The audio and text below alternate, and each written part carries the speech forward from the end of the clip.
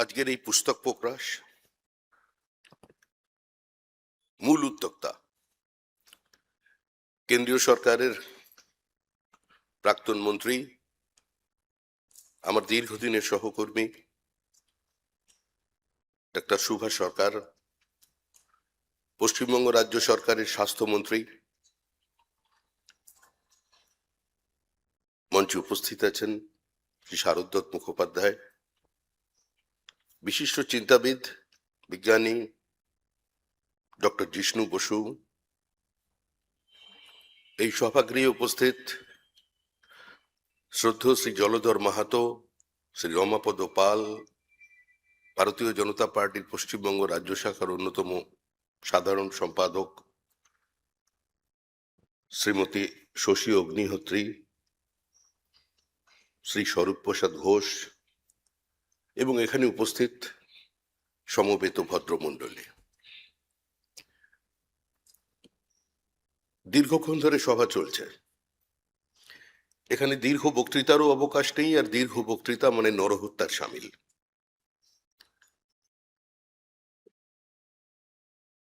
বিধাতার অমোঘ বিধানে একজন মানুষের জন্ম ও মৃত্যু একটা নির্দিষ্ট কালখণ্ডের মধ্যে আবদ্ধ থাকেন। 51 বছর বয়সের ডক্টর শ্যামাপ্রসাদ মুখার্জি প্রায় 70 বছর পর আজকে পশ্চিমবঙ্গের মানুষের কাছে নতুন করে পরিচিত হচ্ছেন। যে পুস্তকটি প্রকাশ করা হয়েছে তার নাম দেওয়া হয়েছে নতুন ইতিহাসের খোঁজে। আসলে আমাদের কাছে যে ইতিহাস আছে সেই ইতিহাসটা শুধুমাত্র কালের ঘটনাবলী। অমলেশ ত্রিপাঠী লিখেছিলেন যে শুধুমাত্র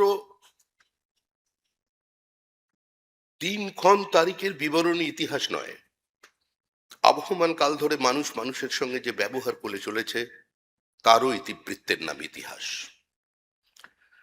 শুধুমাত্র কোনো রাজা, কোনো সম্রাট, কোনো বাদশাহ, কোনো নবাবের যুদ্ধ জয়, তার ভোগ বিলাস, তার যৌন লিপ্সাই ইতিহাস নয়। সম্পূর্ণ বিপরীত পরিস্থিতিতে থেকে ভিন্ন মতাদর্শে, ভিন্ন জীবনধারায়, ভিন্ন ধর্মীয় গতিমুখে যারা নিজেদের বহুমানতাকে ধরে রেখেছিলেন সংঘর্ষের মধ্যে দিয়ে, তাদের যন্ত্রণার লিপিবদ্ধ করার নাম ইতিহাস। যে ইতিহাস থেকে আমরা বঞ্চিত হয়েছি। আমাদের ছোটবেলা থেকে শিখিয়ে দেওয়া হয়েছে ইউনিটি এবং ডাইভার্সিটি, বিবিধের মাঝে দেখো মিলন মহান। আমাদের শেখানো হয়েছে আর্য অনার্য তত্ত্ব। আর্যরা ভারতবর্ষের বাইরে থেকে এসেছে, আমরা পড়েছি। আমাদের শিখিয়ে দেওয়া হয়েছে যারা বিপ্লবী ছিলেন দে আর অল মিসগাইডেড প্যাট্রিয়ট। এমনকি দীর্ঘদিন অনশনরত অবস্থায় একজন বিপ্লবী মারা যাবার পরেও গান্ধীজি উপস্থিত ছিলেন। গান্ধীজিকে অনুরোধ করা হয়েছিল আপনি কি অন্তত একটা মালা দিয়ে তার প্রতি শ্রদ্ধা জানান। গান্ধীজি বলেছিলেন ওই পথটা আমার পথ নয়। আজকে একটা অদ্ভুত যুব সন্ধিক্ষণ।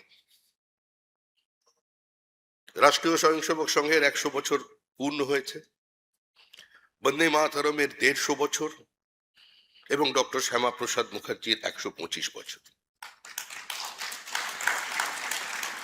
শ্যামাপ্রসাদ মুখার্জি কোনোদিন সক্রিয় রাজনীতিতে অংশগ্রহণ করতে চাননি এবং আমরা যদি 1937 থেকে 1939 সাল পর্যন্ত অবিভক্ত বঙ্গদেশের ইতিহাস দেখি, তার রাজনৈতিক ইতিহাস দেখি এবং ভারতবর্ষের রাজনৈতিক উত্থান পতনকে দেখি, ভারতের জাতীয় কংগ্রেস, নেতাজি সুভাষচন্দ্র বসুর উপস্থিতি, সুরাবর্দের বাংলার ওপরে একদলীয় একচেটিয়া একাধিপত্য, ফজলুল হকের অপ্রাসঙ্গিক হয়ে যাওয়া, শ্যামা হক মন্ত্রিসভা ভেঙে যাওয়া, ডক্টর শ্যামাপ্রসাদ মুখার্জির শুধুমাত্র আত্মচিৎকার, তার পাশে কারো না দাঁড়ানো, এই প্রত্যেকটা বিন্দু হচ্ছে 1937 থেকে 1939-এর মধ্যে সীমাবদ্ধ।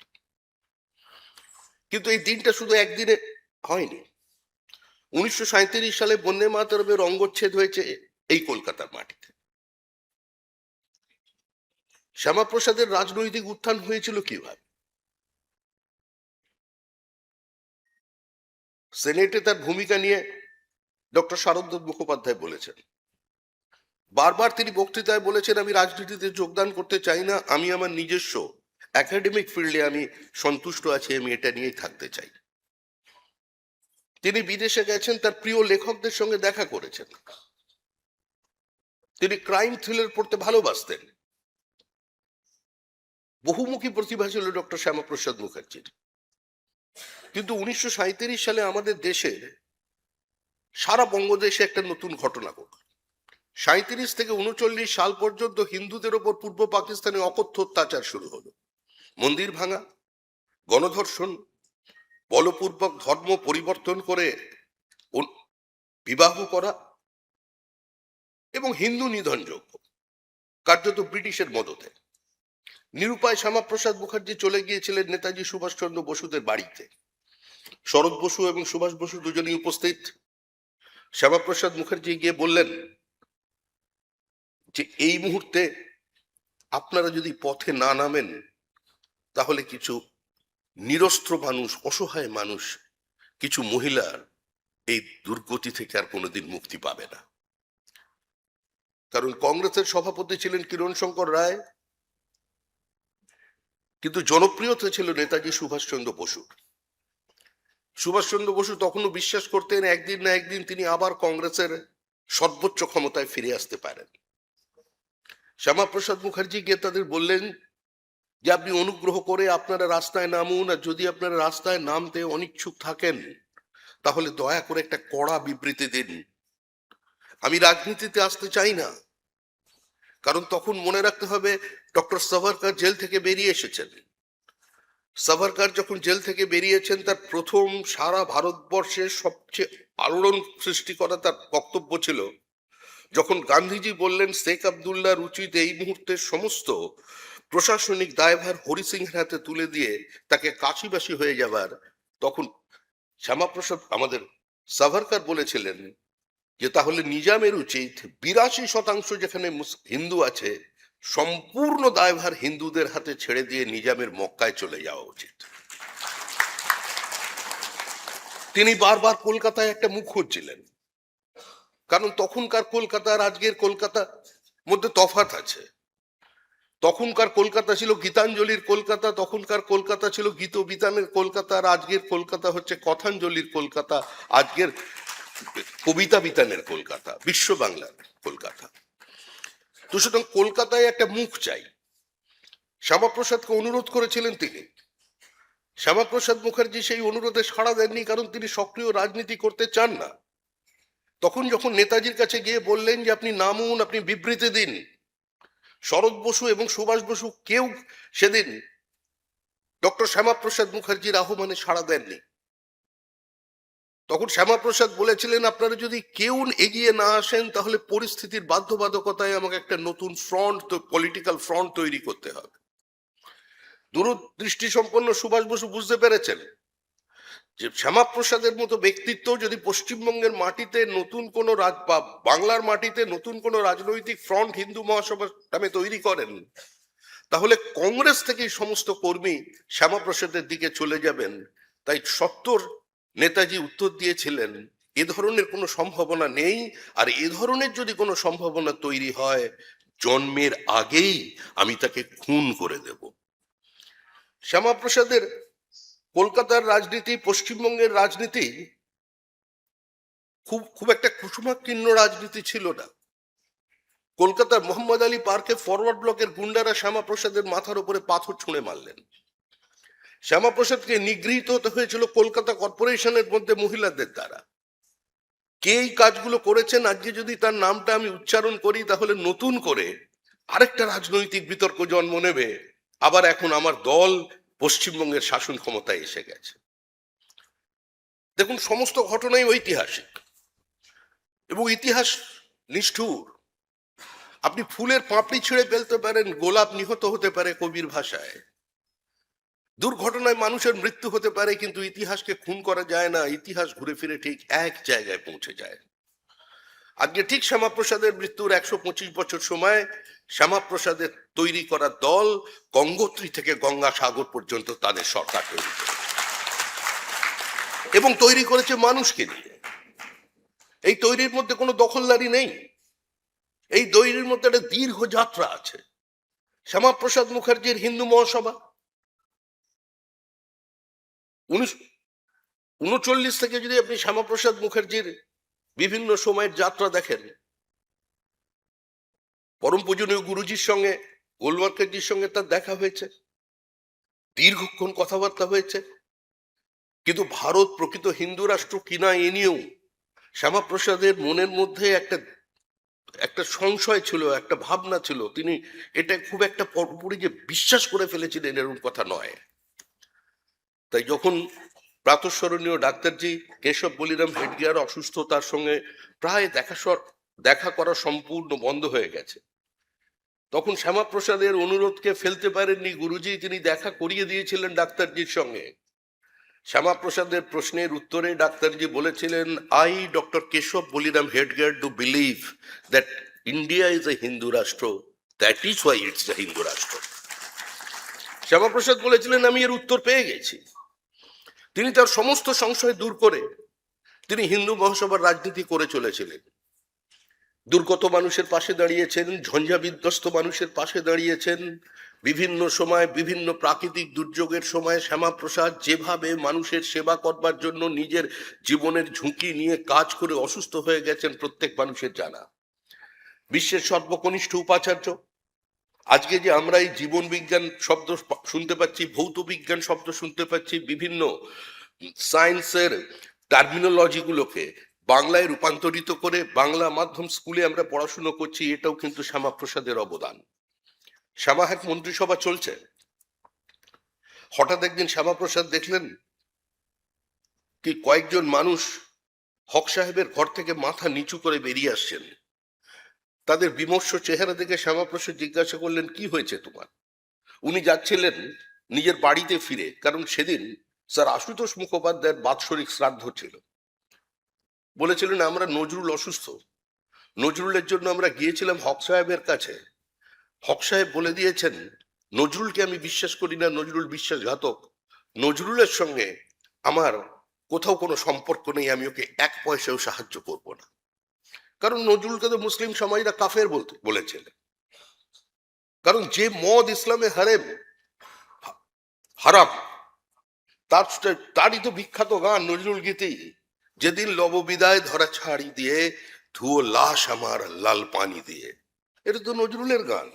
তো তাকে স্বাভাবিকভাবেই কোনো মুসলমান গ্রহণ করবে না। সেদিন নিজের গাড়িতে করে নজরুলের বাড়ি পৌঁছেছিলেন ডক্টর শ্যামাপ্রসাদ মুখার্জি। যখন গেলেন তখন দেখলেন নজরুল বাকরুদ্ধ, নজরুলের মুখ দিয়ে লালা পড়ছে, চোখে জল। পথ্য তো অনেক দূরের কথা, নজরুলের বাড়িতে কোনো খাবার পর্যন্ত নেই। তিনি আশুতোষ মুখোপাধ্যায়ের শ্রাদ্ধের জন্য রাখা সম্পূর্ণ টাকাটা তার স্ত্রীর হাতে দিয়ে ওখানে একটি আবেদনপত্র লেখেন যে একজন মহান সাহিত্যিক, একজন বিপ্লবী বিদ্রোহী, যিনি নিজের মতো করে সমাজকে দেখেছেন এবং প্রতিবাদ করেছেন, এই প্রতিভাবান মানুষটি আজকে মৃত্যু মুখে পতিত। আপনারা এগিয়ে আসুন, তার পাশে দাঁড়ান, তাকে সাহায্য করুন। কাজী নজরুল ইসলামের প্রামাণ জীবনীকার যিনি মুজফফর আহমেদ, তার কথা বই থেকে আমি কথাটা উদ্ধৃত করলাম। এটা আমাদের বিচার পরিবার বা আমাদের দলের কোনো বইতে এই শব্দ লেখা নেই। শ্যামাপ্রসাদ মুখার্জি 1937 থেকে 1947 আরেকটি যুগান্তকারী ঘটনা, বন্দে মাতরমের অঙ্গচ্ছেদ। তখন হিন্দু মহাসভা সারা দেশ জুড়ে প্রোটেস্ট করছে। জিন্না, যার সবচেয়ে ভালো ছিল খাদ্য ছিল, মানে শুয়োরের পেট, কি বলে ওটা, পক বেলি, হ্যাঁ, যার সবচেয়ে প্রিয় খাদ্য ছিল, এবং একটি বিশেষ বিস্কিট, সেটার আমি নাম মনে করতে পারছি না, এটা ছিল জিন্নার প্রিয় খাদ্য। জিন্না কোনোদিন গান্ধীজি বলেননি। জিন্না নেহরুকে চিঠি লিখেছিলেন যে, Nehru, what Mr. Mohandas is doing, he is mixing religion with politics, it is not desirable. সেই জিন্না, যিনি মুসলিম লীগের সদস্য পদ কোনোদিন নেননি, তাদের ঘৃণা করেছিলেন, প্রত্যাখ্যান করেছিলেন, সমালোচনা করেছিলেন, সেই জিন্না 1930 সালে মুসলিম লীগের সর্বভারতীয় অধিবেশনে অনুপস্থিত থাকা জিন্না, কংগ্রেসের রাজনীতিতে হতাশ হয়ে আবার লন্ডনে ফিরে যাওয়া জিন্না, তিনি হঠাৎ ফিরে এসে বলেছিলেন, এই বন্দে মাতরম হ্যায় ক্যা চিজ।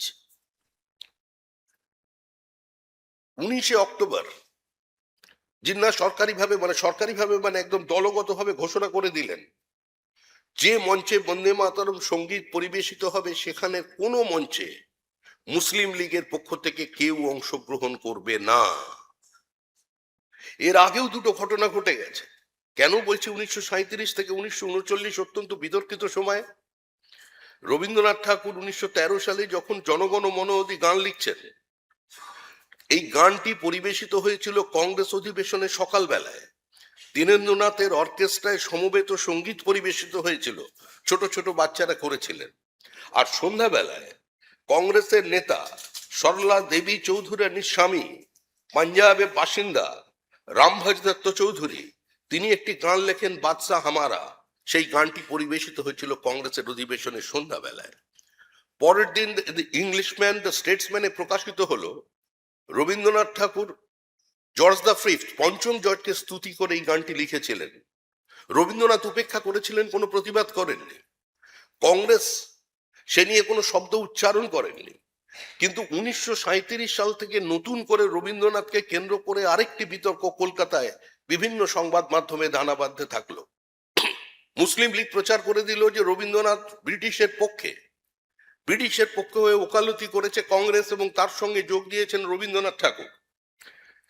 1937 সালের 19শে ডিসেম্বর জিন্নাহ যেদিন ঘোষণা করে দিলেন আর বন্দে মাতরম সঙ্গীত পরিবেশিত হবে না, তখন 20 তারিখে কার্শিয়াং থেকে নেতাজি সুভাষচন্দ্র বসু রমানন্দ চট্টোপাধ্যায়কে চিঠি লিখলেন। আধুনিক সাংবাদিকতার যিনি জনক সেই রমানন্দ চট্টোপাধ্যায়, তাকে চিঠি লিখছেন নেতাজি সুভাষচন্দ্র বসু, যে আমি 24 তারিখে উডবার্ন পার্কে পৌঁছচ্ছি, আমার বাড়ির ঠিকানা এটা। গান্ধীজি এবং নেহরুজিও একসঙ্গে থাকছেন। বন্দে মাতরমের ভবিষ্যৎ কি হবে আমার জানা নেই। বন্দে মাতরম নিয়ে আমি শঙ্কিত। একমাত্র বাঙালি কর্মসমিতির সদস্য আমি। আপনি দয়া করে একটু কবিগুরুকে বোঝান যে গান্ধীজির সঙ্গে কথা বলতে বলুন। এটা চলে গেল আপনার এদিনের ঘটনা। হিন্দু মহাসভা সারা দেশ জুড়ে তখন প্রতিবাদ করছে। কলকাতায় অবস্থানে বসে গেছে হিন্দু মহাসভা। ইন্দোর, লখনৌ, বেনারস, পুনে, মুম্বাই, দিল্লি, সর্বত্র হিন্দু মহাসভার প্রদর্শন হচ্ছে। একটাই slogan, do not sacrifice Bande Mataram at the altar of communal bigotry. সিদ্ধান্ত হবে 26 তারিখ এবং 27 তারিখে। 25 তারিখ নেহরুজি চিঠি লিখছেন জিন্নাহ সাহেবকে, যে আমরা এমন কোনো গানকে বেছে নিতে পারি না যেটা একটা নির্দিষ্ট মতাদর্শকে বহন করছে, নির্দিষ্ট ভাবনা যেখানে পরিস্ফুট হচ্ছে। এটা নেহেরু নিজে লিখছেন। সিদ্ধান্ত অর্থাৎ আগেই সিদ্ধান্ত হয়ে গেছে। মুসলিম লীগের দাবির কাছে আমরা আত্মসমর্পণ করে ফেলেছি।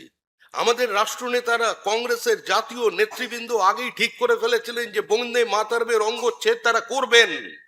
একটি নির্দিষ্ট মতাদর্শ, যে বন্দে মাতরম সম্পর্কে তিলক বন্দে মাতরম উচ্চারণ করেছেন, শুধু বিপ্লবীরা নয়, যে দক্ষিণ ভারতের সঙ্গে ভাষাগত এত পার্থক্য আছে, নিজামের বিরুদ্ধেও যখন আন্দোলন চলছে, ছাত্র আন্দোলন চলছে, কংগ্রেস যখন নিজামের বিরুদ্ধে বিভিন্ন বিশ্ববিদ্যালয়ে আন্দোলন করছে ছাত্ররা, তারাও স্লোগান দিচ্ছেন বন্দে মাতরম।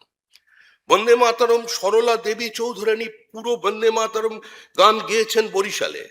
সরলা দেবী চৌধুরানী পুরো বন্দে মাতরম গান পরিবেশন করেছেন 1906 সালের বেনারস অধিবেশনে। বন্দে মাতরম নিয়ে কংগ্রেসের কোথাও কোনো অসুবিধা হয়নি সাধারণ স্তরের কংগ্রেস কর্মীদের।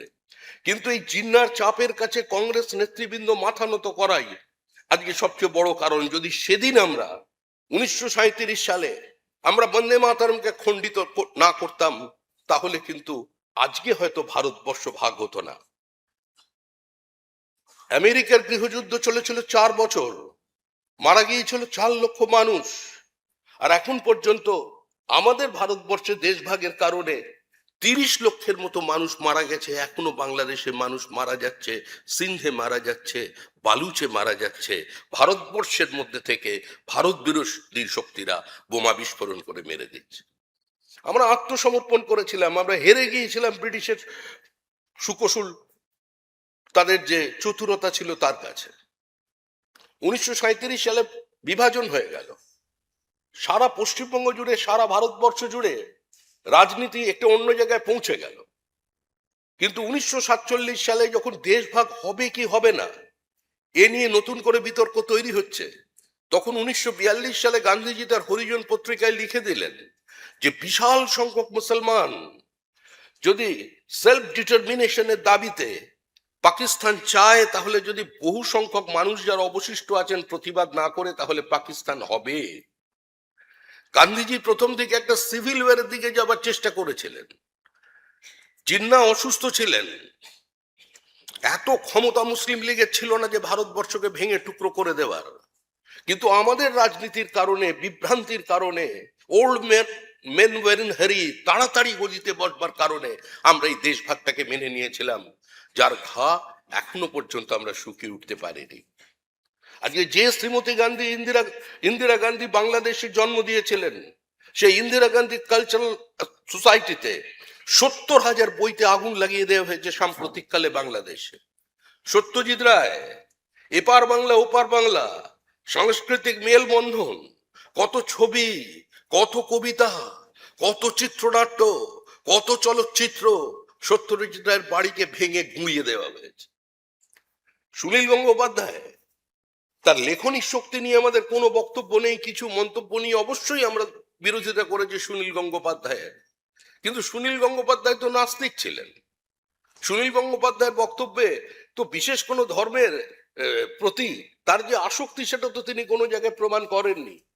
অবশ্য তিনি সেই সময় লিখেছেন, সেও সুনীল গঙ্গোপাধ্যায়ের লেখা। তিনি কালীর রূপের বর্ণনা দিয়েছেন, সরস্বতীর রূপের বর্ণনা দিয়ে কি বলেছেন, হাইকোর্টে মামলা হয়েছে, ভিন্ন বিতর্কের বিষয়। কিন্তু সেই সুনীল গাঙ্গুলির বাড়ি পর্যন্ত আজকে বাংলাদেশে সম্পূর্ণ বিধ্বস্ত করে দিয়েছে সেখানকার মৌলবাদীরা। মৌলবাদ শেষ হয়ে যায়নি, র্যাডিক্যালাইজেশন শেষ হয়ে যায়নি, ধর্মান্তকরণের প্রচেষ্টা শেষ হয়ে যায়নি। আমরা একটা সাইলেন্ট ডেমোগ্রাফিক ইনভেশন ফেস করে চলেছি দীর্ঘদিন ধরে পশ্চিমবঙ্গের মাটিতে। শ্যামাপ্রসাদ মুখার্জি, তাকে মন্ত্রিসভায় সামিল করে নেওয়া হয়েছিল সম্ভবত মহাত্মা গান্ধীর অনুরোধে। নেহরুকে গান্ধীজি বলেছিলেন যে তুমি তো তোমার মতো করে কংগ্রেসদের নিয়ে সরকার গঠন করবে, কিন্তু সকলের প্রতিনিধিত্ব চাই। কি সকলের প্রতিনিধিত্ব? সকলের প্রতিনিধিত্ব হচ্ছে দুজনকে তোমাকে নিতে হবে, একজন ডক্টর বি আর আম্বেদকর, আরেকজন ডক্টর শ্যামাপ্রসাদ মুখার্জি। মন্ত্রিসভায় সামিল হয়েছিলেন, নেহরু প্যাক্টের বিরোধিতা করে পদত্যাগ করেছিলেন, কিন্তু এখানেও শ্যামাপ্রসাদ মুখার্জি প্রাসঙ্গিক। শ্যামাপ্রসাদ মুখার্জি যতদিন মন্ত্রী ছিলেন, কংগ্রেসের বিরুদ্ধাচরণ করবার পরেও, প্রকাশ্যে দাঁড়িয়ে নেহরুর বিরোধিতা করবার পরেও, সংখ্যা না থাকা সত্ত্বেও তিনি জনসংঘের হয়ে যখন নির্বাচিত হলেন, তিনি বিরোধী দলনেতার মর্যাদা পেয়েছিলেন, মর্যাদা আদায় করে নিয়েছিলেন সেই সম্মানটা। তারপরেও তিনি হাওড়ায় গিয়েছিলেন কংগ্রেস অধিবেশনে। তিনি কোনোদিন কংগ্রেস করেননি। একবার তার আসনে কংগ্রেস তাকে সমর্থন করেছিল, তিনি 1 বছরের মধ্যে পদত্যাগ করে দিয়েছিলেন। তিনি তাদের ওই কংগ্রেসের সেবা দলের একটি কার্যক্রমে গিয়ে উদ্বোধনও করে এসেছিলেন, কারণ তিনি রাজনৈতিক অস্পৃশ্যতায় বিশ্বাস করতেন না। যেদিন শ্যামাপ্রসাদ মুখার্জি পার্লামেন্টারি আমাদের ক্যালকাটা ইউনিভার্সিটি কনস্টিটুয়েন্সি থেকে পদত্যাগ করলেন, তার আগে একটা ঘটনা ঘটেছিল। ডক্টর প্রফুল্ল, আমাদের যিনি প্রথম মুখ্যমন্ত্রী, তখন প্রিমিয়ার বলা হতো, প্রথম মুখ্যমন্ত্রীকে একটি চিঠি লিখেছিলেন গান্ধীজি যে তোমার মন্ত্রিসভায় কোনো মারোয়াড়ি নেই, তোমার মন্ত্রিসভা অপূর্ণ থাকবে, সেজন্য একজন মারোয়াড়িকে তোমার অন্তত মন্ত্রিসভায় সামিল করে নেওয়া উচিত, এবং তার নামও তিনি বলে দিয়েছিলেন হিম্মত সিংহা। তার উত্তরে প্রফুল্লবাবু লিখেছিলেন, respected Gandhiji, if it is your request, if it is your suggestion, then I shall request you, please reconsider it. And if it is your direction, then treat it at my resignation. Gandhiji চিঠিটা বার করেননি, কিন্তু যেদিন জিতে গেলেন সেই শূন্য পদ থেকে, মানে শ্যামাপ্রসাদের পদত্যাগ করা আসন থেকে বিধানচন্দ্র রায় যেদিন নির্বাচিত হয়ে গেলেন, গান্ধীজি সেই চিঠি বার করলেন, এবং তখন পর্যন্ত এখানের যে কংগ্রেসের সিন্ডিকেট, তারা তখন সামনে চলে এলেন। প্রফুল্লবাবু পদত্যাগ করলেন, বিধানচন্দ্র রায় তিনি এসে রাজ্যের মুখ্যমন্ত্রী হয়ে গেলেন। মুখ্যমন্ত্রী হয়ে তিনি প্রথম ঘোষণা করলেন যে যে আসনে প্রফুল্লবাবু বসেছেন সেই আসনে আমি কোনোদিন বসবো না, বলে তিনি চলে গেলেন পিছনের দিকে। সেই প্রথা আজও কেউ ভাঙেননি। সেদিন থেকে পশ্চিমবঙ্গের একমাত্র রাজ্য যেখানের মুখ্যমন্ত্রীরা একদম পিছনের সারিতে বসেন। এটা শুরু করে গিয়েছিলেন ডাক্তার বিধানচন্দ্র রায়। এবং এই ডাক্তার বিধানচন্দ্র রায় যখন শ্যামাপ্রসাদের মা তাকে বলছেন যে শ্যামা ওখানে যাচ্ছে, তুই একটু দেখিস ছেলেটাকে, কোথায় ছিলেন ডাক্তার বিধানচন্দ্র রায়? কোনো প্রতিবাদ করেননি। আজকে খুন করা হয়েছিল তাকে। শ্যামাপ্রসাদ মুখার্জি খুন হয়েছেন, দীনদয়াল উপাধ্যায় খুন হয়েছেন। একের পর এক মুঘল যুগের মতো গুপ্ত হত্যা চালিয়ে গেছে কংগ্রেস। ওই হাতটাতে আজকে রক্ত লেগে আছে, দীনদয়ালের রক্ত, শ্যামাপ্রসাদের রক্ত। তাই মানুষই হাতটাকে সরিয়ে দিচ্ছে, মুছে দিচ্ছে ভারতের ইতিহাস। ইতিহাস আবর্তিত হচ্ছে নিজের গতিতে। শ্যামাপ্রসাদ মুখার্জির আন্দোলনের অন্যতম ফসল শ্যামাপ্রসাদ মুখার্জির সতীর্থ মেজর জেনারেল এসি চৌধুরী আজাদিন ফৌজে ছিলেন। তিনি কলকাতায় 1947 সালে জানুয়ারি মাস থেকে একটি লিফলেট বিলি শুরু করে দিলেন হিন্দু বাঁচানোর স্বার্থে, বাঙালি হিন্দু বাঁচানোর স্বার্থে। তিনি প্রথমে কিছু উকিলদের মধ্যে গিয়েছিলেন, উকিল বাবুদের মধ্যে গিয়ে তিনি তার লিফলেট বিতরণ শুরু করলেন। তারপরে চিকিৎসকদের কাছে পৌঁছে গেলেন। প্রবল জনপ্রিয় হয়ে গেল তার এই লিফলেট। মানুষ ভাবনা চিন্তা শুরু করে দিল। অবশেষে ফলস্বরূপ হিন্দু মহাসভা তাদের অধিবেশন ডাকলো 4, 5 এবং 6 এপ্রিল কলকাতা, আজকে হুগলির তারকেশ্বরের রাজবাড়িতে মিটিং। মুখবন্ধ রাখলেন মেজর জেনারেল এসি চ্যাটার্জি। তারপরের যিনি প্রস্তাবটা পেশ করেছিলেন, 2 ঘন্টা 40 মিনিটের বক্তৃতা করেছিলেন ব্যারিস্টার এনসি চ্যাটার্জি, প্রয়াত স্পিকার সোমনাথ চ্যাটার্জির পিতা এবং হুগলির প্রাক্তন সাংসদ। তার শেষ বক্তৃতার শেষ অংশে তিনি প্রতিপাদ্য বলছেন, Pakistan or no Pakistan, that is totally immaterial.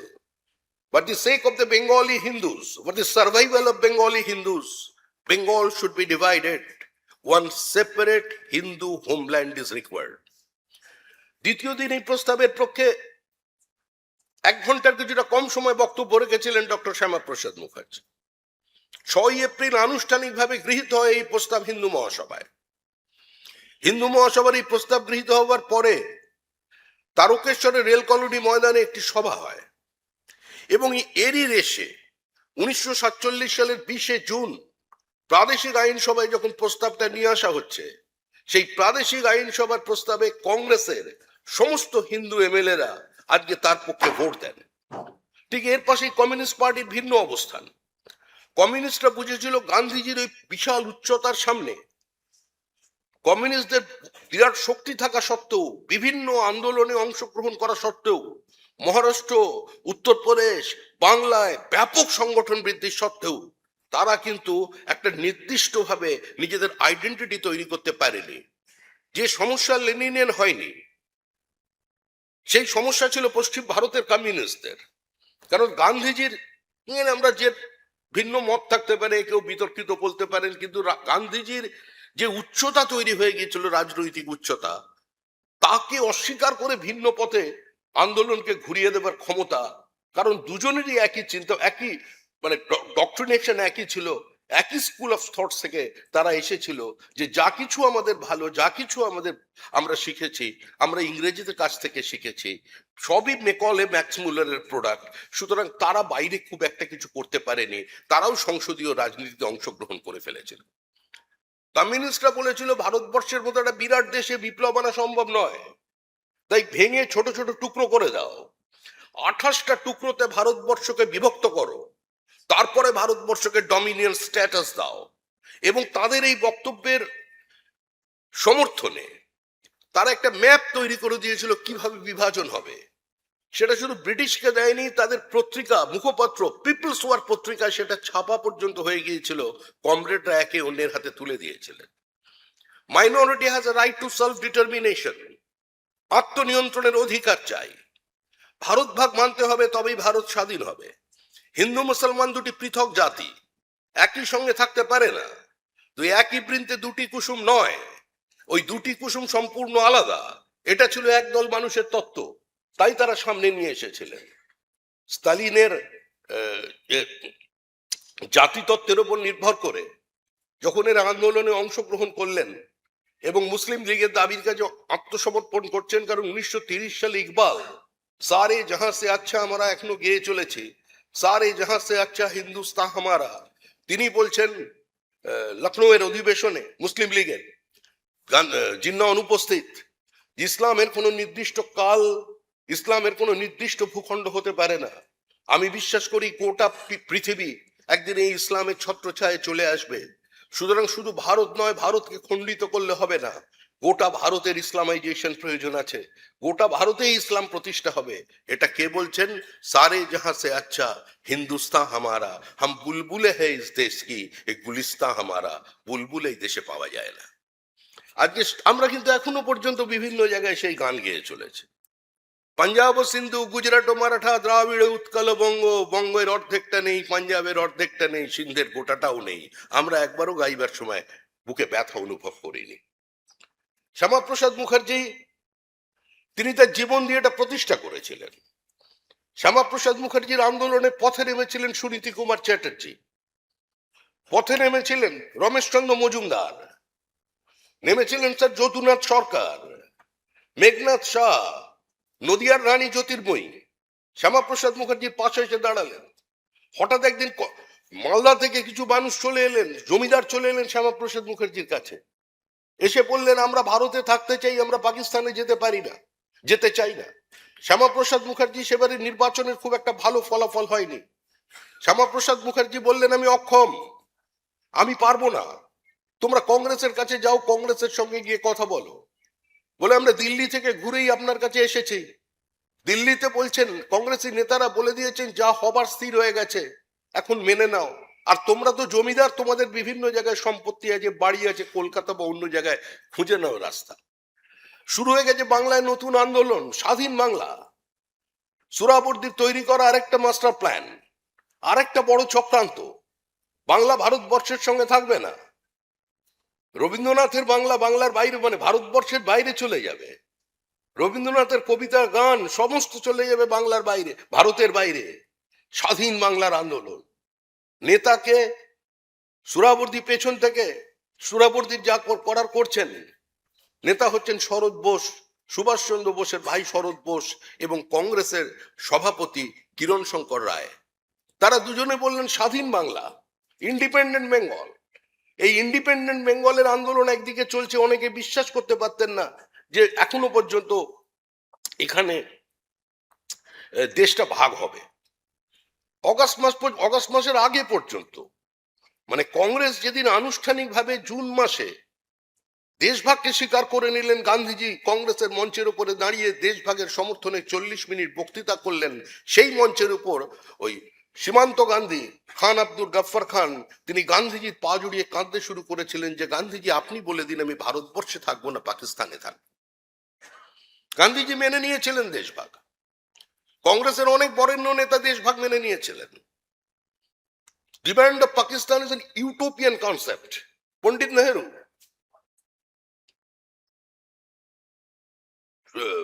এটা বলেছিলেন আমাদের সর্দার প্যাটেল। নেহরুজির ভাষায় সেটা ছিল ফ্যান্টাস্টিক ননসেন্স। কিন্তু সেই ফ্যান্টাস্টিক ননসেন্সই ভারতবর্ষের বেশ কয়েকটি জায়গার অ্যাবসেন্স ঘটিয়ে দিয়ে চলে গেল কংগ্রেসের কংগ্রেসের সম্পূর্ণ মৌনতার কারণে। এই অবস্থার মধ্যে শ্যামাপ্রসাদ রুখে দাঁড়িয়েছিলেন। শিবেন্দু শেখর রায়, মালদার সাধারণ সম্পাদক, তিনি শ্যামাপ্রসাদ মুখার্জি, তিনি সমস্ত জমিদারদের অন্তর্নিহিত কলহকে, মানে তাদের মধ্যে প্রতিনিধি tremendous internal feud among the zamindars of Bengal the then period because of permanent settlement, তিনি সমস্তদের একত্রিত করে নিয়ে এসেছিলেন পশ্চিমবঙ্গে শ্যামাপ্রসাদ মুখার্জির কাছে। র্যাটক্লিফের নেতৃত্ব দেওয়া বেঙ্গল বাউন্ডারি কমিশনে বাংলার ইনক্লুশনের জন্য তিনি বক্তৃতা করলেন। আমরা যশোর, খুলনা হিন্দু অধ্যুষিত হওয়া সত্ত্বেও আমরা এক্সচেঞ্জ করলাম মুর্শিদাবাদ মালদার সঙ্গে। নদিয়ার রানী জ্যোতির্ময়ী, তিনি একক প্রচেষ্টায় পৌঁছে গিয়েছিলেন লন্ডনে। তিনি বলেছিলেন আমরা তোমাদের কোনো অসহযোগিতা করিনি, কিন্তু আমার রাজ্যকে তোমরা কেড়ে নিতে চলেছ। নদিয়ার বেশ কিছুটা অংশ ব্রিটিশ আবার ফিরিয়ে দেয়। 17ই আগস্ট মালদা মুর্শিদাবাদ পাকিস্তানের পতাকা নেমে ভারতের পতাকা উঠলো। খবর পৌঁছানোর একটু দেরি হওয়ার কারণে 18ই আগস্ট হয়ে গেল নদিয়ার স্বাধীনতা দিবস। নদিয়ায় পতাকা উঠেছিল 18 তারিখ। এ সম্পূর্ণ শ্যামাপ্রসাদের কীর্তি। কারণ আজকের যুগে চিন্তা করুন, যদি মালদা মুর্শিদাবাদ না থাকতো, যদি ফারাক্কা ব্রিজ না থাকতো, আপনি এই দক্ষিণবঙ্গ থেকে উত্তরবঙ্গে যেতেন কি করে? এটা শ্যামাপ্রসাদ মুখার্জির দূরদৃষ্টির ফসল। শ্যামাপ্রসাদ মুখার্জি মোহনবাগানের সমর্থক ছিলেন কিনা আমার জানা নেই, কিন্তু শ্যামাপ্রসাদ মুখার্জি তো একদম সম্পূর্ণ ঘটি। তিনি ওপার বাংলার তথাকথিত বাঙালদের জন্য তো সম্পূর্ণ জীবন দান করে দিয়ে চলে গেলেন। আর দুর্ভাগ্যের বিষয় হচ্ছে, ওপার থেকে যারা এপারে চলে এলেন, কোথায় ছিল জ্যোতিবাবুর বাড়ি, কোথায় ছিল প্রমোদ দাশগুপ্তর বাড়ি, কোথায় ছিল প্রিয়রঞ্জন দাসমুন্সির বাড়ি, কোথায় ছিল সোমেন মিত্রর বাড়ি, কোথায় ছিল রাম ঠাকুরের বাড়ি, কোথায় ছিল অনুকূল ঠাকুরের বাড়ি? এরা সবাই ছিলেন ওপারে। ওখানে গান্ধীবাদ চলেনি, মার্ক্সবাদ চলেনি, আমাদের একাত্ম মানববাদ চলেনি, একই বৃন্তে দুটি কুসুম চলেনি, হিন্দু না ওরা মুসলিম ওই জিজ্ঞাসে কোনজন, কান্ডারি বলে ডুবিছে মানুষ সন্তান মোর মার, কান্ডারিকে হুঁশিয়ারি দিতে দিতে আমরা বন্ধ রাখতে পারিনি। আমরা ওপার থেকে সবাই এপারে চলে এসেছিলাম, আর এখানে এসে ডক্টর শ্যামাপ্রসাদ মুখার্জির বিরোধিতা করেছিলাম। সবচেয়ে মজার ঘটনা এটাই যে জ্যোতি বসু এবং রতনলাল ব্রহ্মণ যারা পাকিস্তানের সমর্থক ছিলেন, এই দুজন কমিউনিস্ট পার্টি অফ ইন্ডিয়ার নেতা সেদিন 20 জুন 1947 তারা শ্যামাপ্রসাদের আনা প্রস্তাবে হিন্দু হোমল্যান্ডের সমর্থনে ভেতরে ভোট দিলেন, আর বাইরে বেরিয়ে এসে বললেন বাংলা ভাগ করলো কে, শ্যামাপ্রসাদ আবার কে? এটাই হচ্ছে কমিউনিস্ট পার্টির চেনা ছবি। তারপরে বহু পথ বেরিয়ে গেছে। শ্যামাপ্রসাদ নিয়ে আজকে আপনার ইতিহাসের খোঁজ করছেন, বেশি দূর যেতে হবে না। আমরা ছোটবেলা থেকে যে মতাদর্শের সঙ্গে যুক্ত, আমরা এ ধরনের বহু ঘটনা জানি। শ্যামাপ্রসাদের আবির্ভাব দিবস ছিল গতকাল। একটি বিশেষ অনুষ্ঠানে আমাকে নিয়ে যাওয়া হয়েছিল। সেখানে আশুতোষ এবং শ্যামাপ্রসাদ মুখার্জি, যোগমায়া দেবীর যে কলেজ আছেন, সেই 3 কলেজের যারা অধ্যক্ষ ছিলেন তারা ছিলেন। ইন্ডিয়ান অলিম্পিক সোসাইটি, তারা যৌথ উদ্যোগে রক্তদান শিবিরের আয়োজন করা হয়েছে। আমি বললাম, আমি তো এখানে এসে আমার অত্যন্ত আশ্চর্য লাগছে যে এই প্রথম শ্যামাপ্রসাদ, এই 3টে কলেজ যেখানে কোনোদিন অন্তত 50 বছর ধরে শ্যামাপ্রসাদ মুখার্জির আবির্ভাব দিবস কিংবা শ্যামাপ্রসাদ মুখার্জির বলিদান দিবস পালন করা হয়নি, আজকে সেখানে আমি এসেছি এবং আপনারা আমাকে পুষ্পস্তবক দিচ্ছেন। এত বড় আনন্দঘন মুহূর্ত এই জীবনে অনুভব করতে পারবো কোনোদিন বুঝতে পারি। বেলেঘাটের সামনে একটা ফুল বাগানের কাছে একটা শ্যামাপ্রসাদ মুখার্জির নামে স্কুল আছে। তখন তো বিপ্লবীদের সময় আগুন খেকো বামপন্থীরা। আমাদেরই একজন কার্যকর্তা অরুণ সাউ ভোম্বল তার নাম, অনেকে চিনতে পারেন এখানে। সে হঠাৎ চিন্তা করে দেখলো যে এখানে তো কোনোদিন শ্যামাপ্রসাদের নামে স্কুলে শ্যামাপ্রসাদের প্রতিকৃতি মালা দেওয়া হয় না। সে কিছু ছেলে টেলে নিয়ে পৌঁছে গেল সেই স্কুলে। হেডমাস্টার মশাই বলছেন যে শ্যামাপ্রসাদের নামে স্কুল, কিন্তু রুল বুকে কোথাও কি লেখা আছে শ্যামাপ্রসাদের জন্মদিন মৃত্যুদিন পালন করতে হবে? আজকে এটাই পরিস্থিতি। কিন্তু আজকে দেখুন পরিবর্তন হয়ে গেছে। শ্যামাপ্রসাদের মাটিতে শ্যামাপ্রসাদের সরকার তৈরি হয়েছে তার 125তম বর্ষে। আজকে কত মানুষ শ্যামাপ্রসাদ দিয়ে বই লিখছেন। আমি সুভাষদার কথা বলছি না, বললে হবে না, কিন্তু কত মানুষ বই লিখছেন আমি চিনি না। বিজেপির ইতিহাস লিখে ফেলেছেন। বিজেপির ইতিহাস মানে 15 দিনের মধ্যে, প্রায় 1 মাসের মধ্যে বই ছেপে বাজারে এসে গেছে। সেখানে আবার আমার ছবি আছে, এআই দিয়ে আমি এভাবে দাঁড়িয়ে আছি। জীবনে আমি যে কোট পড়িনি সেই কোট আমায় পরিয়ে দিয়েছে। এত ভালোবাসা রাখবার জায়গা নেই। আজকে কত বিপ্লবী, কত নতুন একটা শব্দ আবার শুরু হয়েছে, হিন্দুত্ববাদ। হিন্দুত্ব কোনো বাদ নয়। সাভারকারের সঙ্গে আমাদের বিচার পরিবারের একটা নির্দিষ্ট মতাদর্শগত বিরোধ ছিল। আমরা কোনোদিন হিন্দুকে ইজম বানাইনি, বা হিন্দুইজম শব্দতে আমরা বিশ্বাসী নই। সাভারকারের লাইন আর আমাদের লাইন এক নয়। সাভারকার একজন মৃত্যুঞ্জয়ী মহান বিপ্লবী। তার চেতনা, তার সংঘবদ্ধতা, হিন্দু মহাসভা, তার অবদান, উদ্বাস্তুদের জন্য লড়াই করা, সেটা একটা ভিন্ন দিক। কিন্তু এটা মনে রাখতে হবে, আমরা যে অর্থে হিন্দু বলি, আমরা রাষ্ট্রীয় স্বয়ংসেবক সংঘ, মানে রাষ্ট্রীয় স্বয়ংসেবক সংঘ, আমাদের বিচার পরিবার, আমরা যেভাবে হিন্দুকে দেখি, এই হিন্দুত্ববাদ শব্দ আমাদের মধ্যে নেই। এখন অনেকেই আমার সঙ্গে পরিচয় করেন আমি ছোটবেলা থেকে হিন্দুত্ববাদী। আমাদেরই বিজেপি কর্মী বলছে আমি হিন্দুত্ববাদী। আমি বললাম ভাই হিন্দুত্ব কোনো বাদ নয়, বিজেপি হিন্দুত্ববাদী কোনো সংগঠন নয়, এটা সম্পূর্ণ মূর্খ, এটা মূর্খের কথা। কারণ আমাদের দেশ, এই দেশ তো বহুত্ববাদের দেশ, এই দেশ তো একম সদ্বিপ্রা বহুধা বদন্তি, এই কথা বলার দেশ, যত মত তত পথের দেশ। কিন্তু এই বহুত্ববাদকে যদি বাঁচিয়ে রাখতে হয় তার জন্য একটি নির্দিষ্ট ভূখণ্ডের প্রয়োজন আছে। কোনো কিছু বদলায়নি, কোনো কিছু বদলাবে না যতদিন কিছু শক্তি পৃথিবীর মাটিতে থাকবে। পরাধীন ভারতবর্ষে দাঁড়িয়ে ব্রিটিশ বড়লাটের সামনে দাঁড়িয়ে ওই শ্যামাপ্রসাদ মুখার্জির পিতা বাংলার বাঘ আশুতোষ মুখার্জি বক্তৃতা করতে পারতেন যে ministers may come and go, chancellors may blossom and perish, but my university fellow graduates, your university will go on for ever. Kolkata বিশ্ববিদ্যালয়কে আমার বিশ্ববিদ্যালয়, আমাদের বিশ্ববিদ্যালয় বলবার যিনি সাহস দেখাতে পারতেন তার পুত্র ডক্টর শ্যামাপ্রসাদ মুখার্জি, তিনি সাহস দেখিয়েছিলেন। পরাধীন ভারতবর্ষে প্রথম কোন বিশ্ববিদ্যালয়ের সমাবর্তন অনুষ্ঠান স্বদেশী ভাষায় হবে বাংলায়। সেখানে সমাবর্তন অনুষ্ঠানে যেদিন ভাষণ দিতে জন্য রবীন্দ্রনাথ ঠাকুরকে ডেকে আনা হয়েছিল, সেদিন সমস্ত ওই তথাকথিত ওই যারা ওই বলেন না 70% কেটে ভাসিয়ে দেবো, 30% হিন্দু, ওরা যারা ওখানে ছিলেন, ওরা কি করেছিলেন, তারা রবীন্দ্রনাথের কনভোকেশন মিটিং বয়কট করেছিলেন, ইউনিভার্সিটির কনভোকেশনকে বয়কট করে চলেছিলেন। এটা তো ইতিহাস, আপনি কি করে বলবেন যদি মনে করেন সবকিছু শেষ হয়ে যাবে। বিজেপির এখানে অভ্যুত্থানের সঙ্গে সঙ্গে 2-7টা আসনে জয়লাভের সঙ্গে সঙ্গেই গোটা সমাজে পরিবর্তন এসে গেছে, র্যাডিকালাইজেশন বন্ধ করে দেওয়া যাবে। এখানে মানুষের উপরে ধর্মীয় ভাবনা জোর করে চাপিয়ে দেওয়া হবে না, এখানে মানুষকে জোর করে ধর্মান্তরিত করা হবে না, প্রলোভিত করে ধর্মান্তরিত করা হবে না। এখানে ভারতেরই টুকরা সঙ্গে ইনশাল্লাহ ইনশাল্লাহ বলা বন্ধ হয়ে যাবে। এখানে বসে মডিউলকে ভারতবর্ষের বিভিন্ন জায়গায় ছড়িয়ে দেবার প্রচেষ্টা বন্ধ হয়ে যাবে। ভুল করছেন, এটা বন্ধ হবে না। এটা বন্ধ করবার জন্য জনসচেতনতার প্রয়োজন আছে, এটা বন্ধ করবার জন্য রাজনৈতিক ঐক্যমত্যের প্রয়োজন আছে।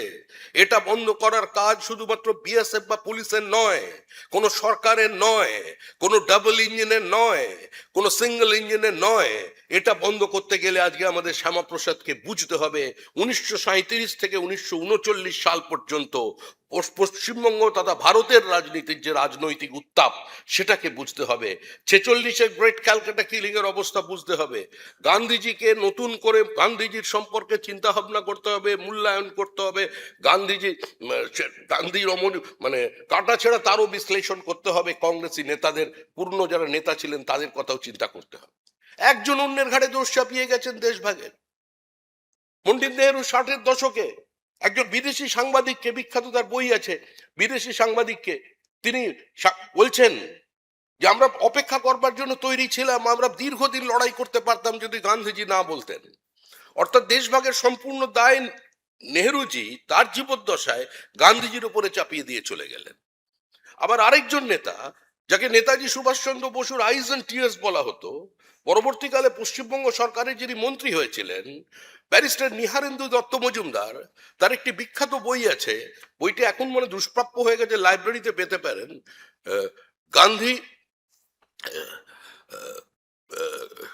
Gandhi the myth behind the veil of a mist, তার বিখ্যাত বই। তাতে তিনি লিখছেন যে 1944 সালে জিন্নার মালাবার হিলসের বাড়িতেই পাকিস্তান তৈরির পরিকল্পনা গান্ধীজির সঙ্গে আলোচনায় নিশ্চিত হয়ে গিয়েছিল। গান্ধীজি তার অসহায়তার কথা জানিয়েছিলেন। গান্ধীজি 1942 থেকে 1946 পর্যন্ত ধারাবাহিকভাবে তার হরিজন পত্রিকায় তিনি সচেতন করার চেষ্টা করেছিলেন। তিনি আহ্বান করেছিলেন যে বিশাল সংখ্যক জনসমাজ যেটা বড়, তারা যদি রুখে না দাঁড়ায় তাহলে পাকিস্তান হবে। কিন্তু আমরা কোনো সিভিল ওয়ারে যেতে পারিনি, কারণ আমরা দুর্বল ছিলাম, আমরা আমাদের নিজেদের চিনতে পারিনি। আমরা যদি আমাদের নিজেদের চিনতে পারতাম আমরা যদি আমরা যদি একবার ঘড়ি কি আচরণ করেছিল পৃথ্বীরাজের সঙ্গে, পৃথ্বীরাজের স্ত্রী সংযুক্তার সঙ্গে, সে কথা ভাবতাম। আমরা যদি একবার পড়ে দেখতাম আকবর দ্য গ্রেট, আকবর দ্য গ্রেটের হারেমে কত মহিলা ছিল। আমরা যদি একবার ভেবে দেখতাম যে আকবর দ্য গ্রেট তার গুরু পত্নী তাকে পর্যন্ত বিবাহ করেছিলেন গুপ্ত হত্যার পরে। আমরা যদি ভেবে দেখতাম যে এখানে কত মানুষকে খুন করা হয়েছিল। আমরা যদি একবার ফেরিস্তার ইতিহাস থেকে যার বিবরণ স্বামী বিবেকানন্দ পর্যন্ত দিয়ে গিয়েছিলেন যে এত বিপুল জনসংখ্যা হারিয়ে গেল কোথায়, শুধু কোনো অসুস্থতার কারণে নয়, কোনো মহামারীর কারণে নয়, এটা চলে গেছে গণহত্যার কারণে। আমাদের এখানকে যাদের আমরা ইতিহাস পড়েছি ছোটবেলা থেকে, ওই বাবার হইল জয় জয় বলে যাদের পড়ে গেছি, সেই বাবর নিজের আত্মজীবনীতে লিখছে যে চেঙ্গিস খানকে রেফারেন্স দিয়ে যে আমি অবিশ্বাসীদের বিরাট মুন্ডু মানে মাথা কেটে তাদের মুন্ড স্তূপ তৈরি করলাম, যেরকম চেঙ্গিস খান করেছিলেন। এটা তো আমরা দিকে দিকে দেখেছি। আমাদের বিশ্বাস আক্রান্ত হয়ে গেছে। আর পরবর্তীকালে এই বামপন্থীরা আমাদের শিখিয়ে গেছে আর্যরা বাইরে থেকে এসেছে। পৃথিবীতে 30 বছর ধরে ভারতবর্ষের বাইরে সমস্ত বিশ্ববিদ্যালয়ে Aryan invasion theory is a myth, এই কথা বুঝিয়ে দেওয়া হয়েছে, কিন্তু আমরা এখনো পড়ে চলেছি।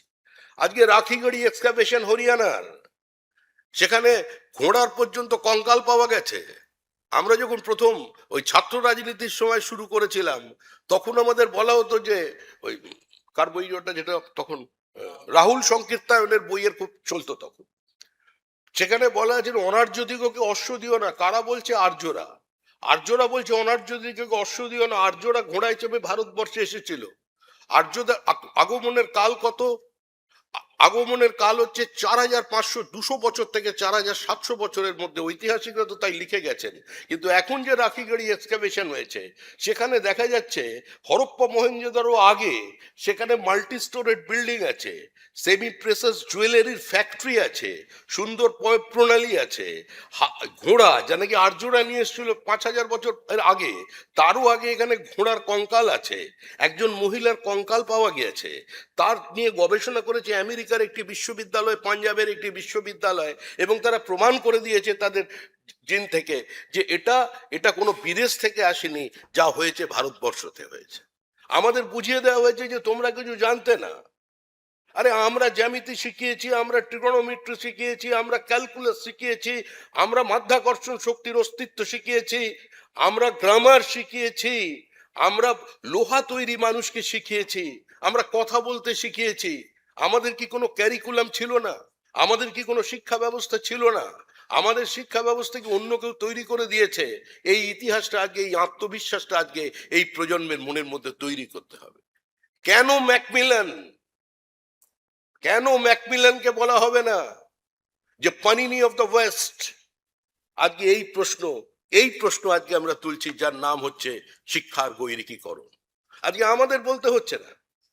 আজকে আমেরিকার দুজন বিখ্যাত গবেষক, নাসার বিজ্ঞানী, তারা একটি বই লিখেছেন। তাতে তারা বলছেন, just to establish the racial supremacy, the politicians, the geophysicists, the scientists and the rulers, they have changed the basic root of human civilization. এবং তারা প্রমাণ করছেন যে ভারতীয় সভ্যতা 5-6 হাজার বছরের সভ্যতা নয়, এই সভ্যতা 18,000 বছরের পুরনো সভ্যতা। সেটা তারা প্রমাণ করছেন, এস্টাবলিশ করছে পৃথিবীর বিভিন্ন জায়গা থেকে। এখন নতুন নতুন তরুণ প্রজন্ম, তারা যে অনেক কিছু খুঁজে খুঁজে বার করছেন। তারা কেউ আমাদের সংগঠনের লোক নয়। তারা দক্ষিণ আফ্রিকা, লাতিন আমেরিকার বিভিন্ন জায়গা থেকে শিবলিঙ্গের ছবি তুলে পাঠাচ্ছে। আমি এখানে বললাম যে আমাদের এখানে দেখুন আদিনাথের মসজিদ আছে। আদিনা মসজিদ আমরা শুনে গেলাম। আদিনা মসজিদের একদম দরজার উপরে গণেশের ছবি, তার পাশে আরেকটি দেবী মূর্তি, ভিতরে দেখুন জনিপীঠ আছে, ভিতরে শিবলিঙ্গ আছে। বছরে একদিন কিছু ছেলে যাচ্ছে, অল্প বয়সী মুসলিম ছেলে, তারা বলছে এটা শয়তানের প্রতিকৃতি বলে তার উপরে ইট ছুটছে। কেউ তাদের বন্ধ করছে না, কারোর বুকে আঘাত লাগছে না। স্থানীয় মানুষের ক্ষমতা নেই তাদের প্রতিরোধ করার, কিন্তু আজকে সেই প্রতিরোধের সময় চলে এসেছে, কারণ শ্যামাপ্রসাদের মাটিতে শ্যামাপ্রসাদের সরকার। এটা হাততালি দেবার বিষয় নয়। সরকারে এসে রাতারাতি কেউ মানুষের মানসিকতা বদল করে দিতে পারে না। পশ্চিমবঙ্গে 15 বছর যেটা ছিল সেটা কোনো রাজনৈতিক দলের সরকার ছিল না। এই সরকারের কারণে এখানে ডিম সংস্কৃতির আমদানি হয়েছে। এই সরকার একে অন্যকে মারতে ব্যস্ত হয়ে গেছে, কার কোথায় টাকা, কার কোথায় ফ্ল্যাট, সে সেখানে ধরছে। আমি পুলিশের সঙ্গে কথা বললাম যে এখানে একজন ভদ্রলোক একজন ছিল কাউন্সিলর, কত টাকা পেয়েছেন? পুলিশ বলছে আমরা 200 কোটি টাকার এখন পর্যন্ত সন্ধান পেয়েছি, ইডির হাতে তুলে দিলে আরো বেশি পাবো। ভাবুন, একজন কাউন্সিলর 200 কোটি টাকার মালিক। এ তো পুরো লালু মুলায়ম পর্যন্ত এ রাজত্ব কোনোদিন তৈরি করেনি। বিএড ইউনিভার্সিটি শুনেছেন, এখানে তো সবাই বসে আছেন, বিদ্বানদের আলোচনা হচ্ছে, আমি ছাড়া সবাই এখানে গুণী, একমাত্র আমি বেগুনি। কিন্তু আপনি চিন্তা করে দেখুন, আপনারা চিন্তা করে দেখুন, বিশ্ববিদ্যালয়ের 3টে রুমের ফ্ল্যাটে একটা বিশ্ববিদ্যালয় চলছে, বিএড বিশ্ববিদ্যালয়। এ পশ্চিমবঙ্গ করে দেখিয়ে দিয়েছে যে বাংলা আজকে যা চিন্তা করে পরে হয়তো অন্যদিন করবে। 3টে রুমের বিশ্ববিদ্যালয় তৈরি হয়েছে পশ্চিমবঙ্গ। পোস্ট গ্রাজুয়েট পরীক্ষা দেওয়ার জন্য, গ্রাজুয়েট মানে ঢোকার জন্য যে এমবিবিএস ডাক্তাররা পরীক্ষা দিচ্ছেন, স্বাভাবিকভাবেই সেখানে ইনভিজিলেটর যে থাকে সে একজন পোস্ট গ্রাজুয়েট কেউ থাকবেন। একজন তৃণমূল কংগ্রেসের চিকিৎসক নেতা, সে আজকে সেখানে ইনভিজিলেটর। আর ঘরের মধ্যে হেলথ ভিসি ঘোরাফেরা করছেন, আর সেখানে তিনি তো স্মার্টফোনে ছাত্রদের উত্তর লিখিয়ে দিচ্ছেন। আমি জিজ্ঞাসা করলাম এক ছাত্রকে, ভাই কত দিলি? আমার পরিচিত, বলে দাদা কিছু মনে করবে না, 2 লাখ টাকা নিয়েছে। এই হচ্ছে বাস্তব স্থিতি, এর মধ্যে দিয়ে এসেছে। শুধু শ্যামাপ্রসাদ স্যার, আশুতোষ মুখোপাধ্যায়ের আমরা কথা বলবো, কলকাতা বিশ্ববিদ্যালয়ের কথা বলবো, কিন্তু আমরা নিজেরাই ভবের ঘরে চুরি করেছি। এই পরিস্থিতি তৈরি করবার জন্য বাঙালি হিন্দু দায়ী। আমরাই আমাদের নিজের দেশে পরবাসী হয়ে গেছি। আমরা ওপার বাংলা থেকে ধাক্কা খেয়ে এপার বাংলায় এসেছি। এপার বাংলায় এসে যে শ্যামাপ্রসাদ মুখার্জি ভারতীয় সংবিধানের জন্য শহীদ হয়ে গেলেন, এক দেশে এক আইন, এক দেশে এক প্রধান, এক ঈশানের জন্য যিনি নিজের জীবন দান করলেন, আজকে সেই শ্যামাপ্রসাদকে সাম্প্রদায়িক বলছেন কারা? যারা উপার বাংলা থেকে সর্বস্ব খুইয়ে মা ঠাকুমাকে চোখের সামনে ধর্ষিতা হতে দেখে আজকে এখানে এসে শ্যামাপ্রসাদকে আক্রমণ করছেন। শ্যামাপ্রসাদ যখন কাশ্মীরে যাচ্ছেন, তখন উত্তর 24 পরগনার জনসংঘের জেলার সভাপতি ছিলেন শৈলেন্দ্রনাথ চট্টোপাধ্যায়। আমি তার বাড়িতে, তাপস চট্টোপাধ্যায় তার নাতি, তো এখন পার্টি করে না। তার একটা চিঠি আছে, দুজনেরই চিঠি, তিনি প্রতিলিপি রেখে দিয়েছেন নিজের চিঠির, এবং শ্যামাপ্রসাদের উত্তর রেখে দিয়েছেন। শ্যামাপ্রসাদ মুখার্জিকে বারবার অনুরোধ করছেন, আপনি কাশ্মীরে যাবেন না, ওখানে গেলে নেহেরু শেখ আবদুল্লাহকে দিয়ে আপনাকে খুন করাবে। আপনি এ ভুল করবেন না, বাংলার আপনাকে প্রয়োজন আছে, দেশের আপনাকে প্রয়োজন আছে। আপনার জীবনের মূল্য আপনার থেকেও বাঙালি হিন্দুর কাছে, এই জাতির কাছে অনেক বড়। আপনি আপনার জীবনের সিদ্ধান্ত একা নিতে পারেন না। এই আপনার অন্য অধিকার থাকলেও এই অধিকার আপনার নেই, এই অধিকার আমাদের আছে। আর সেই অধিকার থেকে আমি আপনার কাছে অনুরোধ করব, আপনার বিনম্রভাবে আমি প্রণাম করে আপনাকে জানাচ্ছি, আপনি যাবেন না, আপনি বিরত থাকুন। তার উত্তরে শ্যামাপ্রসাদ মুখার্জি অনবদ্য লেখা। শ্যামাপ্রসাদ মুখার্জি ভারতীয় সংবিধানকে যেভাবে বিশ্লেষণ করে চিঠিতে উত্তর দিয়েছেন তার সহকর্মী শৈলেন্দ্রনাথ চট্টোপাধ্যায়কে, তিনি তাতে লিখছেন যে আমি দৃঢ় প্রতিজ্ঞ, এটা যাবই। কারণ একবার বাংলা ভাগ হয়েছে, একবার ধর্মের নামে দেশ ভেঙেছে, আরেকটা দেশ আমাদের, আরেকটা রাজ্য আমাদের হাতের বাইরে চলে গেছে। সামগ্রিকভাবে ঈশ্বরের দেওয়া প্রকৃতি প্রদত্ত আমাদের যে ভৌগোলিক সীমারেখা আছে, আমাদের যে সুরক্ষার ব্যবস্থা ঈশ্বর করে দিয়ে গেছেন, আজকে আমরা দিনের পর দিন রাজনৈতিক আগ্রাসনের কাছে সেটাকে আমরা বিলীন হতে দিতে পারি না। তাই কাশ্মীরকে আমাদের মধ্যে রাখতে হবে, আমায় যেতে হবে। আমার জীবনের থেকে ওই কাশ্মীরের ভূখণ্ডের দাম অনেক বেশি, আমার জীবনের থেকে সংবিধানের দাম বেশি। এটা তার লেখা আছে, খর্দার বাড়িতে রাখা আছে চিঠি। শ্যামাপ্রসাদের উত্তর, তিনি গিয়েছিলেন, শ্যামাপ্রসাদ চলে গেছেন, কিন্তু শ্যামাপ্রসাদ আজও আমাদের মধ্যে জীবিত। জিষ্ণুদা বলছিলেন, ছোটবেলা থেকে আমরাও বিভিন্ন জায়গায় স্লোগান শুনেছি, जहां हुए बलिदान मुखर्जी वो কাশ্মীর হামারা হ্যায়। আমরা বহুবার এসব স্লোগান দিয়েছি। অটল বিহারী বাজপেয়ী সম্পর্কে স্লোগান হতো, ঘাস কা রোটি খাएंगे अटल को पीएम बनाएंगे। অটল জি মজা করে বলতেন, अरे इतना हमको पीएम बनना नहीं है, हम बनेंगे भी नहीं, इतना कष्ट मत उठाओ, घास का रोटी मत खाओ, पेट खराब हो जाएगा, ऐसा काम मत करो। সেই অটল বিহারী বাজপেয়ী তিনি যখন শ্যামাপ্রসাদ মুখার্জির সহযোগী হিসেবে কাজ করেছিলেন। শ্যামাপ্রসাদ মুখার্জি অসুস্থ ছিলেন, জনসংঘ তিনি তৈরি করতে চাননি। তিনি গুরুজির হস্তক্ষেপে, তার অনুপ্রেরণায়, তার সহযোগিতায় তিনি করেছিলেন এবং রাষ্ট্রীয় স্বয়ংসেবক সংঘের প্রথা ভেঙে কলকাতার মঞ্চে বাৎসরিক কার্যক্রমের সময় তাকে মঞ্চে তুলে নিয়ে আসা হয়। অনেক বিদ্বজ্জন ছিলেন, কিন্তু এই ভারত সেবা সংঘের প্রণবানন্দ মহারাজ তিনি চিনতে পেরেছিলেন যে কে রক্ষা করতে পারে বাঙালি হিন্দুকে, তাই তিনি তার ত্রিশূল শ্যামাপ্রসাদ মুখার্জির হাতে তুলে দিয়েছিলেন। সেই শ্যামাপ্রসাদ মুখার্জি, অটলজি বলছেন हंसते खिलते हंसते हंसते बातें करते करते जो देखते हुए जो श्यामा प्रसाद मुखर्जी को हम लोग माधोपुर चेक पोस्ट पे छोड़कर आया था, उसका मृत शरीर आज हमको मिला। जब वाजपेयी जो गिरफ्तार कर लिया गया, श्यामा प्रसाद जी को, डॉक्टर मुखर्जी को जब हिरासत में ले लिया गया, तब उन्होंने हमारा तरफ देखा और बोला, जब Vajpayee go and tell the people of India I have entered into Kashmir without any permit, though as a prisoner. आज हमको ऐसा लग रहा है कि उसका भूतात्मा चीख चीख कर बोल रहा है, मैं आजाद हूं, मैं आजाद हूं, मैं आजाद हूं। এই বক্তৃতা রেখেছিলেন আমাদের স্বর্গীয় ভারতরত্ন অটল বিহারী বাজপেয়ী। আর দীর্ঘ প্রতীক্ষার পর শ্যামাপ্রসাদ মাটিতে সরকার তৈরি হয়েছে কোনো রাজনৈতিক দল, কোনো নেতা, কোনো ব্যক্তির জন্য নয়। কোনো ব্যক্তি, কোনো সংগঠনকে দীর্ঘদিন আটকে রাখতে পারেন না। একটা সংঘবদ্ধ ভাবনা, চিন্তা, জীবনের ত্যাগ, তিতিক্ষা, জীবনের নিজের সর্বস্ব দিয়ে দেওয়া একটা নির্দিষ্ট কারণের স্বার্থে যারা দিয়ে গেছে, নিঃশব্দে যারা কাজ করেছেন।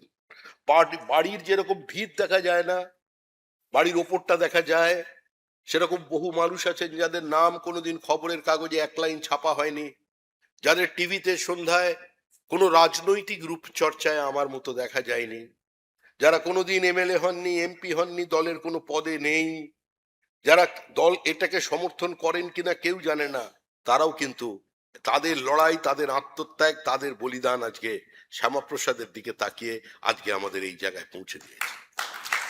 আজকে পৃথিবীর সমস্ত মানুষ সেদিন রাত্রে মুক্তির আনন্দ যে নতুন সরকার এসেছে, কিন্তু এখানে মন্ত্রী মহাশয় আছেন, আমি তো দলের কথা বলবো, এখন তো দায়িত্ব ওনার, আমার নয়। সরকার এসে গেছে, শ্যামাপ্রসাদের কথা বললেই শুধু হবে না, শ্যামাপ্রসাদের মতো করে যেভাবে তিনি তার মন্ত্রক চালিয়েছেন, আপনাদেরও সেভাবে মন্ত্রক চালাতে হবে।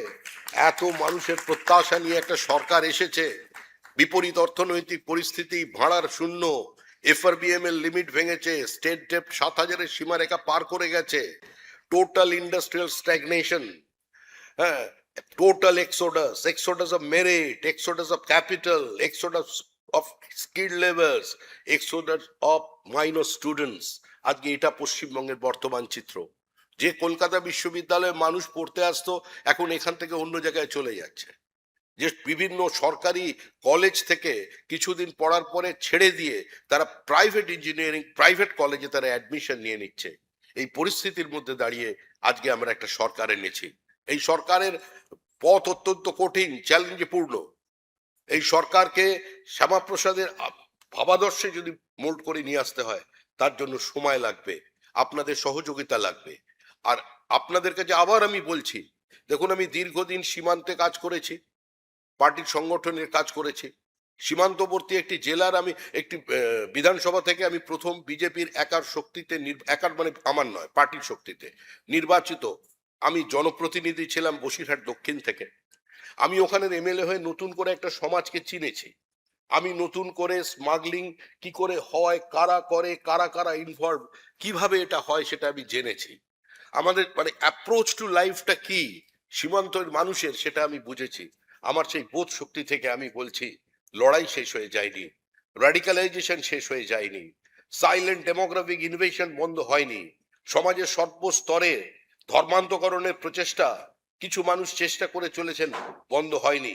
গোটা ইউরোপের দিকে তাকান, সম্পূর্ণ ব্রিটেন হাতের বাইরে, জার্মানির সামনে বড় চ্যালেঞ্জ, ফ্রান্সে তাদের অতি গণতন্ত্র প্রেম বা গণতন্ত্র নিয়ে শৌখিনতা এমন জায়গায় পৌঁছে দিয়েছে যে তারাও আজকে এই ইসলামের কাছে আত্মসমর্পণ করেছেন। আমরা বহুদিন আগে একজন কবি লিখেছিলেন যে দিন হাজিজি কো বেপাকে বেরা, न साहिल पे अटका न कसमल पे ठहरा, किया तैर जिसने सातों समुंदर, ও ডুবে দাহানমে ইস গঙ্গা মে আকার। ইসলামের যে যুদ্ধ জাহাজ 7 সমুদ্র 13 নদী সাঁতরে পেরিয়ে গিয়েছিল, মরুভূমি যার গতিকে রুদ্ধ করতে পারেনি, পাহাড় যাকে আটকে রাখতে পারেনি, সে কিনা এসে ডুবলো এই গঙ্গার সংকীর্ণ মোহনায়। সেদিন কিন্তু পরিস্থিতি অন্য ছিল। সারা স্পেন পর্যন্ত, ইসলাম জন্মের সঙ্গে সঙ্গে স্পেন পর্যন্ত সমস্ত ভূমি তারা দখল করতে পেরেছিল, কিন্তু এখানে খাইবার মোনালকে ব্যবহার করবার পরেও তারা কিন্তু ভারতবর্ষকে টুকরো করেছে, ভারত আর তাকে শেষ করে দিতে পারেনি। কান্দাহার আফগানিস্তান হয়ে গেছে। নতুন যে পাকিস্তান নামে কোনোদিন কোনো নেশন ছিল না, যে পাকিস্তান নামে কোনোদিন কোনো রাষ্ট্র ছিল না, শুধুমাত্র আমাদের ব্যর্থতা, আমাদের অপদার্থতা, আমাদের উদাসীনতার কারণে, একটা উদ্ধত্ত, একটা উচ্চাসার কারণে এবং একটা লোভের কারণে আজকে পাকিস্তানের জন্ম হয়ে গেল, যারা এখনো পর্যন্ত 5 বছর একজন প্রেসিডেন্টকে টিকিয়ে রাখতে পারেনি। যে জিন্না পাকিস্তানের জন্ম দিয়েছিলেন, সেই জিন্না একদিন দেখা গেল যে করাচি এয়ারপোর্টে জিন্না মাটিতে শুয়ে আছেন, মাছি বসছে, জিন্নাকে নিয়ে যাবার কোনো লোক নেই। জিন্না বাড়ি শেষ জীবনে তার বোনের সঙ্গে বসে নিজের বাড়ির বারান্দায় কাঁদতেন পাকিস্তানে, যে আমার জন্য এতগুলো মানুষ প্রাণ দিল। দুটি মানুষ এক্সচেঞ্জ অফ পপুলেশনের কথা বলেছিলেন, একজন ডক্টর বি আর আম্বেদকর, আরেকজন ওই জিন্না। এরা দুজন বলেছিলেন exchange of population. Exchange of population পাঞ্জাবে হলেও বাংলায় হয়নি। 2217 কিলোমিটারের সচিত্র porous border, full of water bodies. আইনের বাইরে গিয়ে যদি বলতে হয় তাহলে বলতে হবে ইমাজিনারি বর্ডার, মাঝখান দিয়ে ইচ্ছামতি, ওপারে তুমি এপারে আমি, কিন্তু ইন্টারন্যাশনাল ল বলছে everything is demarcated, nothing imaginary. কিন্তু আপনি কিভাবে এই ডিমার্কেশনকে তৈরি করবেন? আজকে এই ডিমার্কেশনের মধ্যে কি আমরা চলছি। আজকে এটাকে বন্ধ করতে হবে, আর সেই বন্ধ করতে হবে আপনাদের। শ্যামাপ্রসাদের আদর্শ, শ্যামাপ্রসাদের স্বপ্নের থেকেও বড় হচ্ছে যে শ্যামাপ্রসাদ যেটা দেখেছিলেন তার দূরদৃষ্টি দিয়ে যেটা হতে চলেছে। আর আপনারা যেটা দেখছেন প্রতিনিয়ত বাড়ির পাশে, আপনি প্রতি মুহূর্তে আপনার রাজ্যে ঘটতে, আপনারা তার থেকে শিক্ষা নিন। নিজের পরিবারকে সচেতন করুন, নিজের তরুণ নাতি নাতনিদের বোঝান প্রকৃত ঘটনা কি, কার বিরুদ্ধে লড়াই করতে হবে। আপনার যদি এই শক্তিশালী ভূখণ্ড না থাকে, যত মত তত পথ থাকবে না, তৃণমূল থাকবে না, নেই অবশ্য এখন নির্মূল, ওই কমিউনিস্ট পার্টি অফ ইন্ডিয়া থাকবে না, মার্কসিস্ট থাকবে না, মাওয়িস্ট থাকবে না, কোনো বুদ্ধিস্ট থাকবে না, কোনো মতবাদ থাকবে না, একটাই মত চলবে। যদি তার বাইরে আপনি নিয়ে আসতে হয়, যদি সত্যিকারের ল্যান্ড অফ প্লুরালিজম আপনাকে রাখতে হয়, বহুত্ববাদকে, সামাজিক বহুত্ববাদকে এবং রাজনৈতিক বহুত্ববাদকে যদি বাঁচাতে হয়, তার একটাই পথ হচ্ছে শক্তিশালী ভূখণ্ড এই পশ্চিমবঙ্গে তৈরি করতে হবে, যেটা কোনো সরকারের কাজ নয়, সাধারণ মানুষের কাজ।